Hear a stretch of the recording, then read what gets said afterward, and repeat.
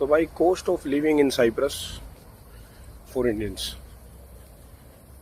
भाई अगर आप आ रहे हो साइप्रस में, ठीक है, सबसे पहली बात तो मेक श्योर करो कि आप लोग जहाँ भी काम करने जा रहे हो वहाँ पे आपको अकोमोडेशन प्रोवाइडेड हो। अकोमोडेशन मतलब घर आपको मिला हो। मैं ऐसा क्यों कह रहा हूँ, मैं ऐसा इसलिए कह रहा हूँ क्योंकि अपार्टमेंट्स बहुत महंगे हैं भाई यहाँ पे। ठीक है, सबसे पहली बात, अगर आप जहाँ काम कर रहे हो, फॉर एग्जांपल किसी रेस्टोरेंट में कर रहे हो, तो वो मेक श्योर करेगा कि near by they. Near by में ऑफ कोर्स अपार्टमेंट्स महंगे होते हैं क्योंकि आसपास सारे रेस्टोरेंट्स, सारे पॉपुलेटेड एरिया होता है वो, तो वहाँ पे ये मेक श्योर करेंगे कि आपको भी दे रहे हैं तो किसी कोने में देंगे, वरना नियर बाय सोचेंगे। और किसी भी अपार्टमेंट का रेंट यहाँ पे, पुराने की बात करूँ तो उस टाइम पे 600 यूरो पूरे घर का था, और आज के टाइम पे 800 यूरो जो कि एक 2 BHK अपार्टमेंट का पड़ता है।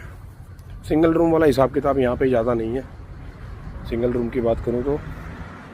और 2 BH उसमें भी जैसे मैं कह रहा हूँ कि 800 यूरो में आपको 2 BHK जिसमें फुल्ली फर्निश्ड घर मिलता है।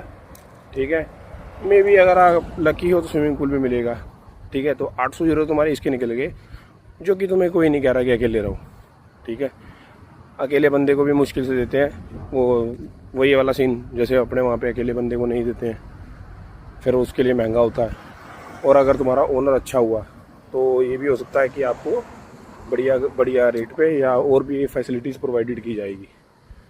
और रही बात खाने पीने की, भाई मंथली अगर आप खुद कुक करते हो, मंथली आपका 200 से 250 यूरो आपका लगेगा। अगर बचा के ग्रुप में रहते हो, ठीक है, सबके लिए बनाते हो, सबके लिए इन द सेंस कि आपस में मिलजुल के बनाओगे, तो भाई 150 तो लगना ही लगना है, जो कि ग्रोसरीज़ में। और बात करूँ अगर transportation most of the cases जो जिस भी कंपनी में आप काम करते हो उससे प्रोवाइडेड होती है। ठीक है, बस का पास बनता है 50 यूरो का, जो कि मंथली रहता है, और आप 1 मंथ के लिए यूज़ कर सकते हो बस से आप कहीं भी जाओ।